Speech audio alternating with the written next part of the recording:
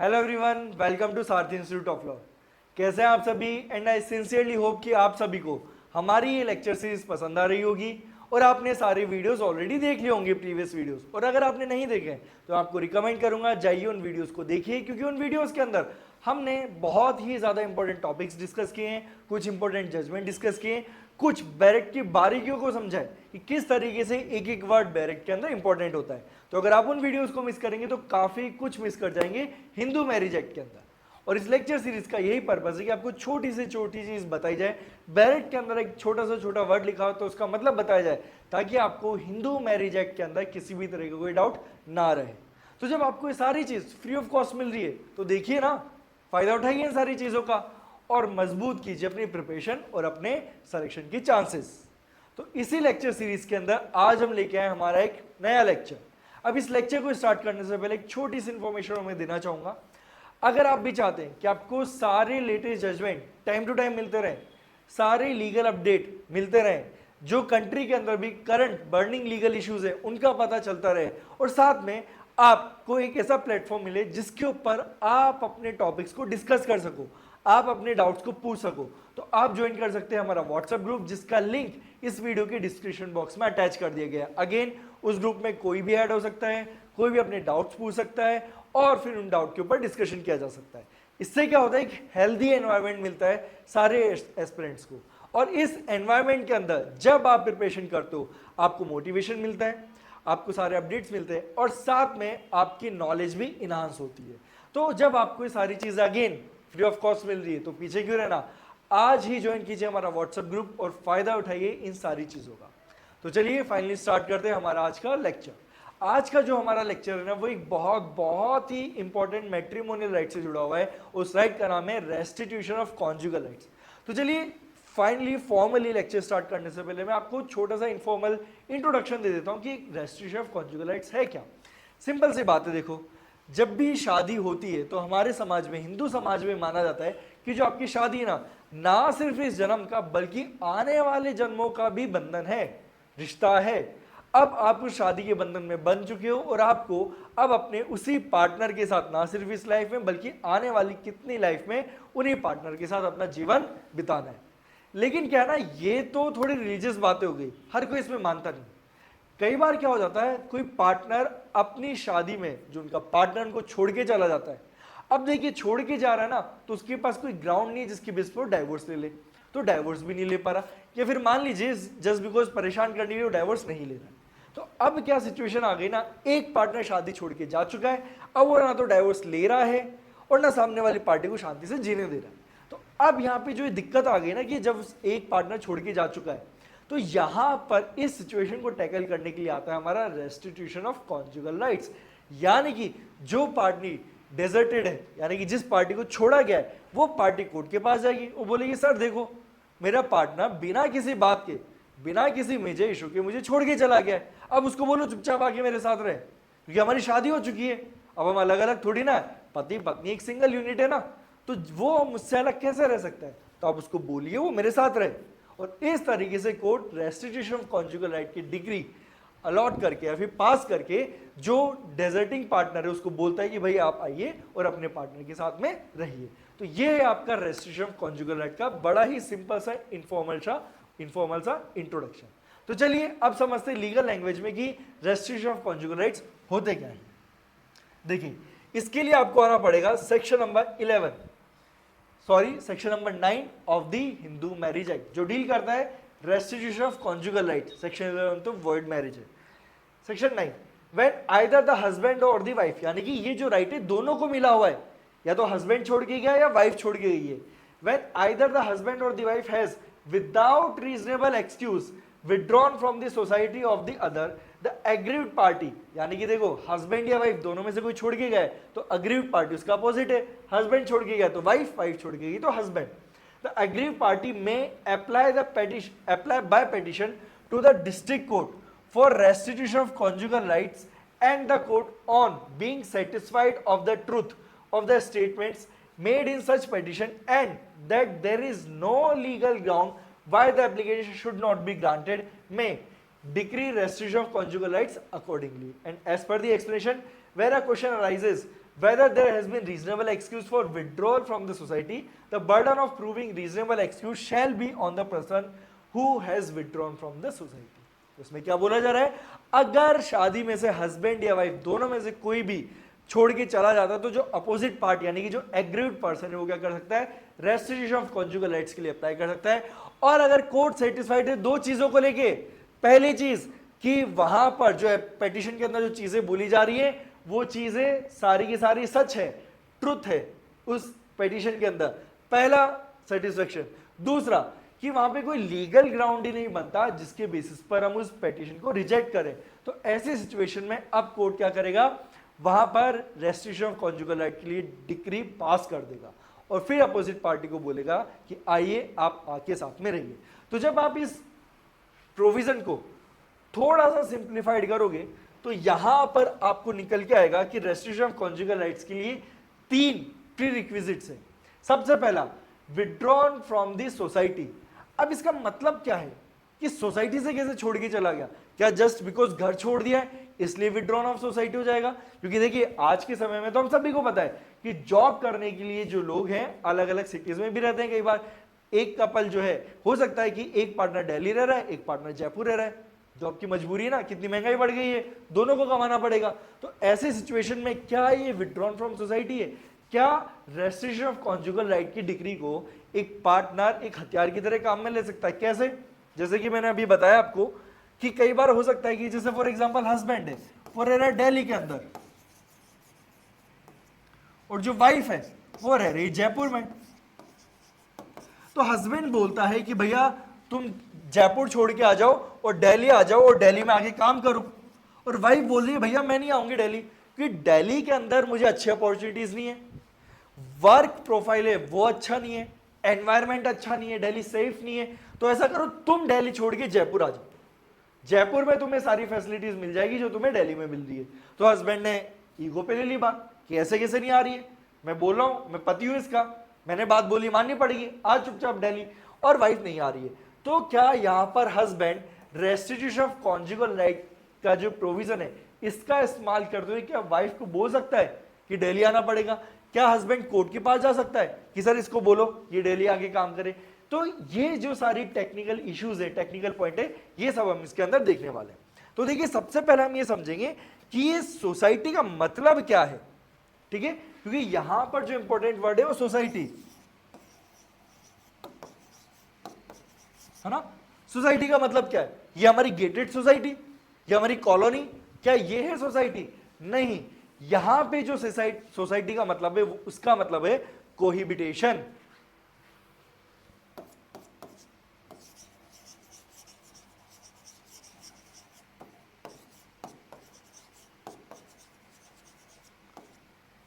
यानी कि कोई भी एक पार्टनर है उसने क्या कर लिया, कोहिबिटेशन से विड्रॉ कर लिया है। अब आपके दिमाग में नई चीज आ गई, सर ये कोहिबिटेशन क्या है ना? कोहिबिटेशन क्या होता है, इसका मतलब क्या है? देखिए कोहिबिटेशन का सिंपल सा मतलब है कि जब भी आप शादी करते हो ना, तो शादी करने के बाद अब ये नहीं सिंगल की तरह बढ़िया घूम रहे मजे मार रहे हैं, जब मन कर रहा है जहां उठ के जा रहे हैं, ट्रिप पे जा रहे हैं, फ्रेंड्स के साथ घूमने फिरने जा रहे हैं, जब मन हो रहा है उठ रहे हैं, जब मन हो रहा है सो रहे हैं, जब मन हो रहा है खा रहे हैं ना। जब आपकी शादी हो जाएगी ना, आपके ऊपर कुछ रेस्पॉन्सिबिलिटीज आ जाएंगी, कुछ ड्यूटीज आ जाएंगी, और वो क्यों आएंगी? क्योंकि भैया अब आप हो चुके हो शादीशुदा। तो एक कोहिबिटेशन का मतलब होता है कि जब आप शादी करते हो तो आपके ऊपर कुछ मैट्रिमोनियल रेस्पॉन्सिबिलिटीज आ जाती है, उन मैट्रिमोनियल रेस्पॉन्सिबिलिटीज को फुलफिल करना ही कहलाता है कोहिबिटेशन। तो यानी कि अब आप इस प्रोविजन को पढ़िए, इसका मतलब ये हुआ कि कोई भी जो एक पार्टनर है उसने क्या कर लिया है, कोहिबिटेशन, यानी कि जो उसकी मैट्रिमोनियल रेस्पॉन्सिबिलिटीज है ना उसको इग्नोर करना चालू कर दिया है। अब वो कुछ भी हो सकती है, मैट्रिमोनियल रेस्पॉन्सिबिलिटीज का कोई फिक्स क्राइटेरिया नहीं है। देखो साथ में रहना बिल्कुल हो सकता है, पति की रेस्पॉन्सिबिलिटी वाइफ को मेंटेन करे बिल्कुल हो सकता है, पत्नी अगर हाउसवाइफ है तो ये उम्मीद की जाती है कि वो खाना बनाए, घर का ध्यान रखे, बच्चों की देखभाल करे, राइट? उसके अलावा सेक्सुअल इंटरकोर्स, ये भी मैट्रिमोनियल रेस्पॉन्सिबिलिटी ड्यूटी के अंदर आता है। तो ये बहुत सारी अलग अलग ड्यूटीज होती है। तो अगर आपके पार्टनर ने इन ड्यूटीज को फुलफिल करना बंद कर दिया है तो हम इसको बोलेंगे कि आपके पार्टनर ने आपकी सोसाइटी से विड्रॉ कर लिया है। और अब ऐसे सिचुएशन में आप कोर्ट के पास जाके बोल सकते हो कि सर इनको बोलिए कि ये अपनी मैट्रिमोनियल रेस्पॉन्सिबिलिटीज को फुलफिल करे, और इसको हम बोलेंगे कि भैया कोहिबिटेशन करना चालू करो। ओके, अब यहां पे हम उस इशू को एड्रेस करते हैं जो मैंने अभी भी रेज किया कि यहां पर हस्बैंड बोल रहा है वाइफ को कि भैया तू आ मेरे साथ रहे, मेरी सिटी के अंदर काम कर, तू अलग सिटी के अंदर काम नहीं करेगी। तो यहां पर ना अलग अलग जजमेंट्स हैं कि क्या करना चाहिए क्या नहीं करना चाहिए। तो जैसे पुराना एक जजमेंट है एमपी हाई कोर्ट का, गया वर्सेस भगवती। ठीक है, क्या नाम है उस जजमेंट का? गया वर्सेस भगवती।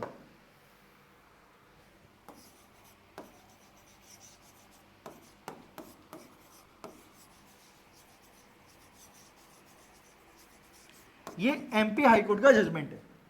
तो इन जजमेंट्स के अंदर एक है पंजाब एंड हरियाणा का जिसका नाम है तीरथ कौर वर्सेस कृपाल सिंह। तो ये जो पुराने जजमेंट्स हुआ करते थे ना, उनके अंदर बोला जाता था कि हाँ हस्बैंड बोल सकता है वाइफ को कि भैया तो आके मेरे साथ में रहे। ये पुराने जजमेंट्स है। लेकिन अब जो रिसेंट जजमेंट्स है, जैसे कि इलाहाबाद हाईकोर्ट का एक जजमेंट है, इवन तो 1971 का है, लेकिन ये इन प्रीवियस 2 जजमेंट से नया है। ये दोनों जजमेंट इससे भी पुराने थे। तो जो जजमेंट है शांति वर्सेस रोमेश, इलाहाबाद हाईकोर्ट का, जो हमारे जस्टिस काटजू ने दिया था, बड़े फेमस जस्टिस है। आई होप कि आप एज अ लॉ स्टूडेंट आपको पता है कि जस्टिस काटजू कौन है। नहीं पता तो सोशल मीडिया पर जाके सर्च कर लिए, बड़े एक्टिव रहते हैं सोशल मीडिया पर, है ना।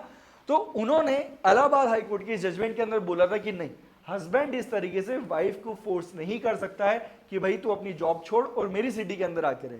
उसी तरीके से राजस्थान हाईकोर्ट का एक लेटेस्ट जजमेंट है, तो 2018 का जजमेंट का नाम है मदन मोहन शर्मा वर्सेस मंजू शर्मा।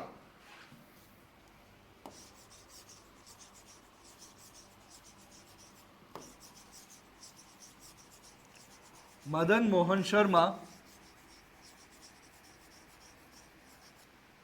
वर्सेस मंजू शर्मा।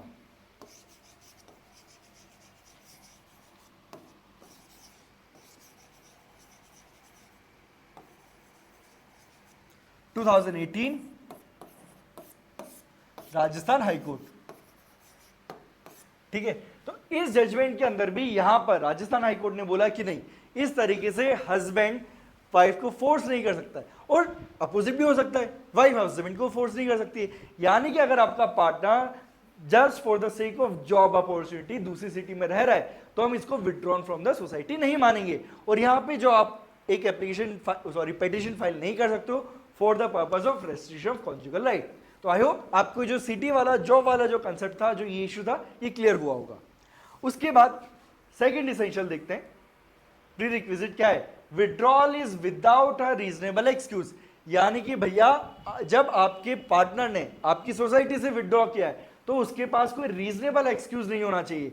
अब ये देखो रीजनेबल एक्सक्यूज, यहां पे अगेन जो रीजनेबल एक्सक्यूज है ना, ये कहीं डिफाइन नहीं है, ये पूरा का पूरा डिपेंड करेगा कोर्ट के सेटिस्फेक्शन पे। क्या कोर्ट सेटिस्फाइड है क्या कि वो जो रीजन है रीजनेबल एक्सक्यूज है? इसके अंदर मैं आपको कुछ एग्जांपल दे सकता हूं। वो एग्जांपल क्या है?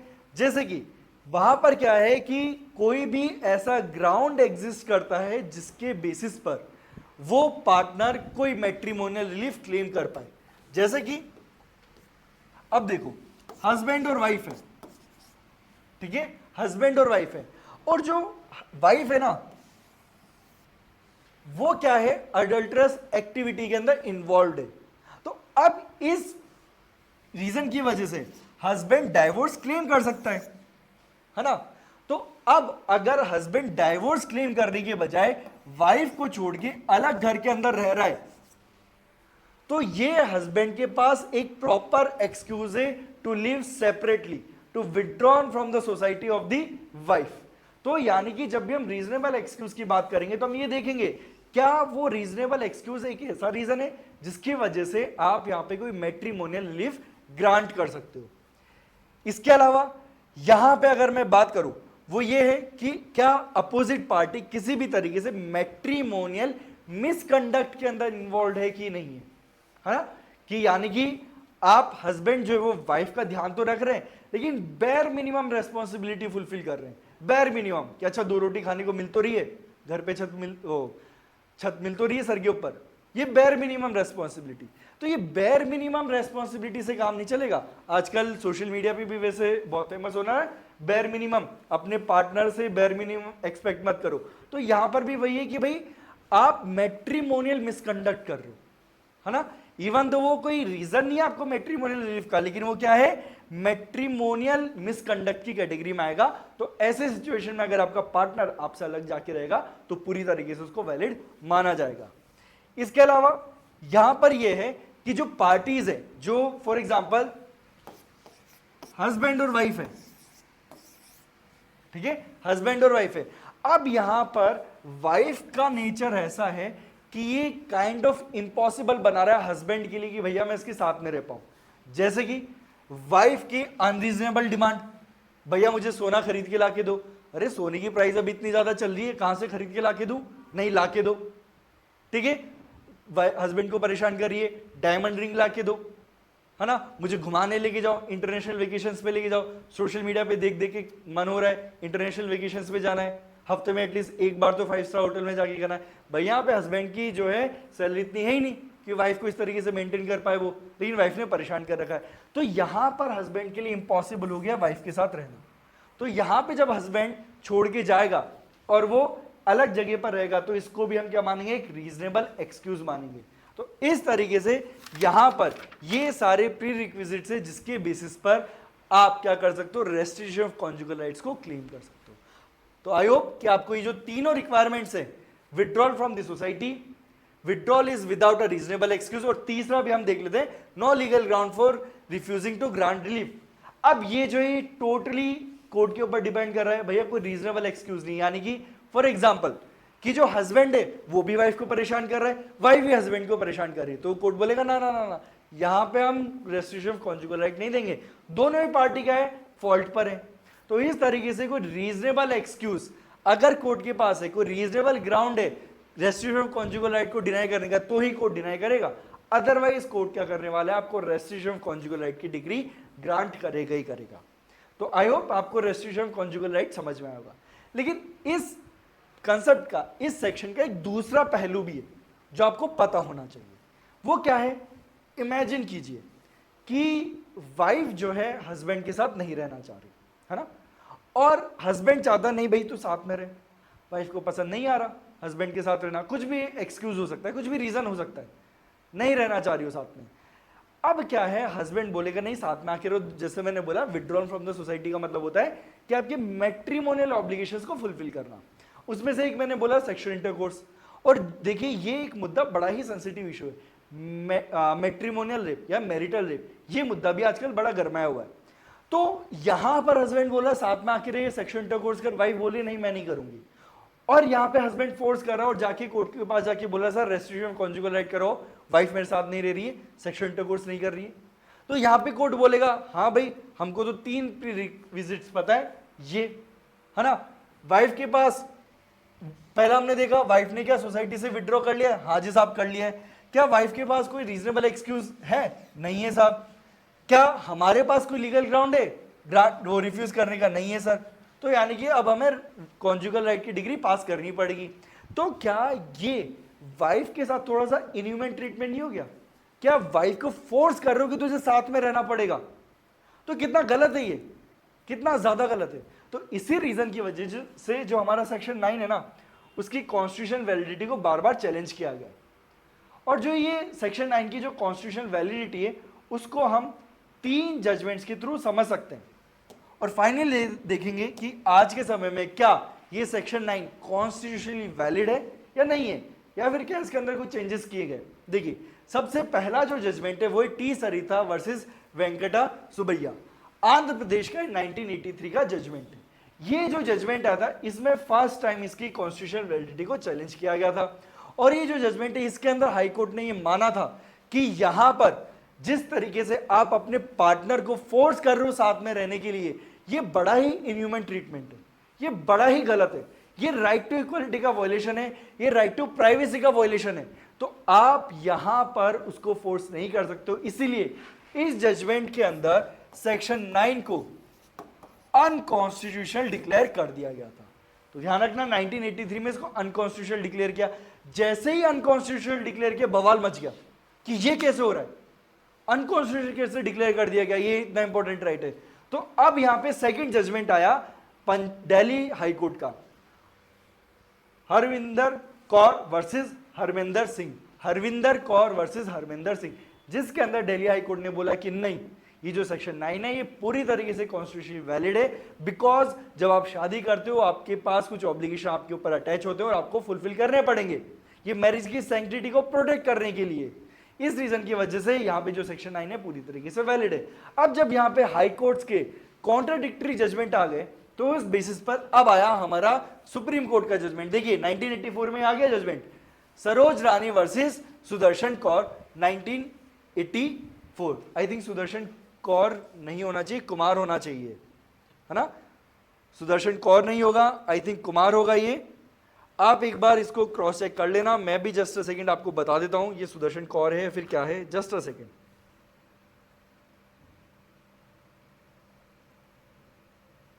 यस, यह है सुदर्शन कुमार, कौर नहीं कुमार, क्योंकि कौर लगता है फीमेल्स के लिए और सरोज रानी ऑलरेडी एक फीमेल हो चुकी है। तो यहां पर सरोज रानी वर्सेस सुदर्शन कुमार, इस जजमेंट के अंदर ऑनरेबल सुप्रीम कोर्ट ने फाइनली इस डिस्प्यूट को सेटल किया और बोला कि नहीं, जो सेक्शन 9 है पूरी तरीके से कॉन्स्टिट्यूशनली वैलिड है और यहां पर parties restriction of conjugal right के लिए अप्लाई कर सकती है। तो ये है सेक्शन 9 की कॉन्स्टिट्यूशनल वैलिडिटी के ऊपर जजमेंट्स। आई होप आपको सेक्शन नंबर 9 अच्छे से क्लियर हो गया होगा, आपको सारे डाउट्स क्लियर हो गएंगे, essential requirement of section 9 clear हो गया होगा। तो इसी के साथ कंप्लीट करते हैं हम हमारा आज का लेक्चर। और अगर आपको हमारी लेक्चर सीरीज पसंद आ रही है, आपको लगता है कि इस लेक्चर सीरीज से आपको कुछ बेनिफिट मिल रहा है, तो प्लीज सब्सक्राइब कीजिए हमारे चैनल को और बेल आइकन दबाइए ताकि आपको सारे latest update time to time मिलते रहें। Okay, so that's all for today. अब मिलते हैं एक नए वीडियो में, एक नए लेक्चर के साथ, एक नए टॉपिक के साथ और कुछ नए जजमेंट के साथ। तब तक के लिए गुड बाय।